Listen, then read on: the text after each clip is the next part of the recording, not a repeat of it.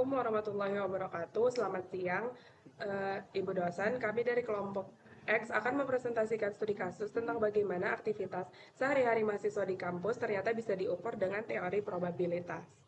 Oke, kami mengamati aktivitas di gedung GKM atau Gedung Kreativitas Mahasiswa selama kurang lebih 1 jam, yaitu dari jam 11 hingga jam 12 siang, dengan total 30 data yang kami ambil. Fenomena yang kami lihat adalah barang bawaan dari mahasiswa, penggunaan HP, kedatangan, posisi duduk, hingga waktu makan mahasiswa. Tujuan utama kami adalah membuktikan bahwa perilaku mahasiswa tersebut yang sebenarnya mungkin terlihat acak, sebenarnya bisa dimodelkan dengan 6 distribusi peluang berbeda, mulai dari uniform hingga normal. Mari kita lihat hasilnya melalui laporan studi kasus distribusi peluang dari kelompok kami. Nah, yang pertama itu adalah distribusi peluang dari uniform atau diskrit. Nah, di sini kami mendeskripsikan bahwa mahasiswa yang memegang barang di area GKM. Kami mencantumkan juga tabel hasil dan perhitungan sederhananya. Yang dimana di sini kami punya 4 kategori, yaitu ada HP, botol, tas, dan lainnya. Secara teori, peluang setiap kategori harus 0,25, tapi data kami menunjukkan bahwa HP dominan 0,33, yang dimana berarti mahasiswa membawa barang bawaan HP itu lebih banyak daripada barang bawaan lainnya. Tapi secara keseluruhan, sebaran barangnya masih mendekati seragam, karena mahasiswa membawa barang berbeda tanpa kecenderungan yang terlalu kuat. Di sini kami juga sudah mencantumkan grafik mini, analisis, serta kesimpulan dan insight-nya dari distribusi, uniform, atau diskrit. Selanjutnya, kita akan bahas dari Bernoulli. Distribusi Bernoulli ini mengukur apakah mahasiswa memegang HP dengan indikator sebagai sukses atau tidak memegang HP dengan indikator sebagai gagal.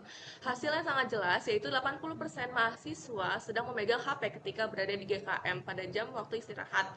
Ini menunjukkan aktivitas dengan HP adalah kebiasaan dominan saat istirahat di GKM yang dilakukan oleh mahasiswa.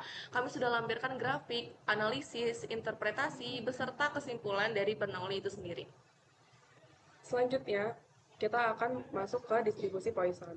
Kami gunakan untuk mengukur jumlah orang yang masuk GKM setiap 2 menit sekali. Dari 60 menit observasi, total ada 109 orang yang masuk ke gedung kreativitas mahasiswa pada jam istirahat. Rata-rata kedatangannya itu adalah 3,63 orang atau 3-4 orang per 2 menitnya. Pola ini sesuai Poisson, yaitu menunjukkan arus masuk yang konstan dan stabil. Di sini kami juga sudah menyertakan grafik mini, analisis, interpretasi, serta kesimpulannya.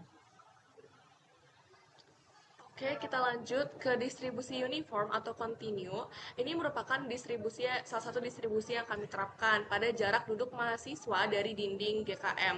Jarak minimum atau A adalah 0 meter dan maksimum dari B atau jarak maksimum yaitu adalah 2,8 meter.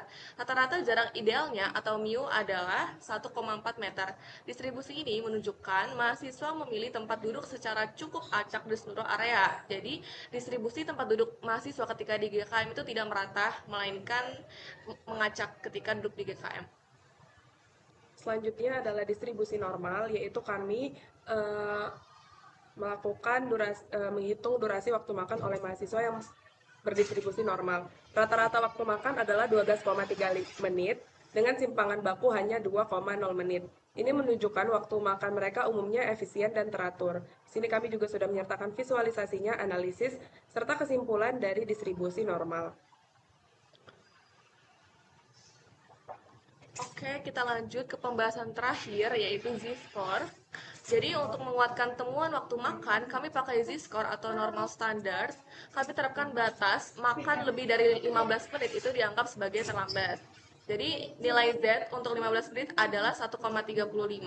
Perhitungan ya membuktikan bahwa proporsi mahasiswa yang makan lambat itu lebih sama dengan 15 menit, hanya 8,85%.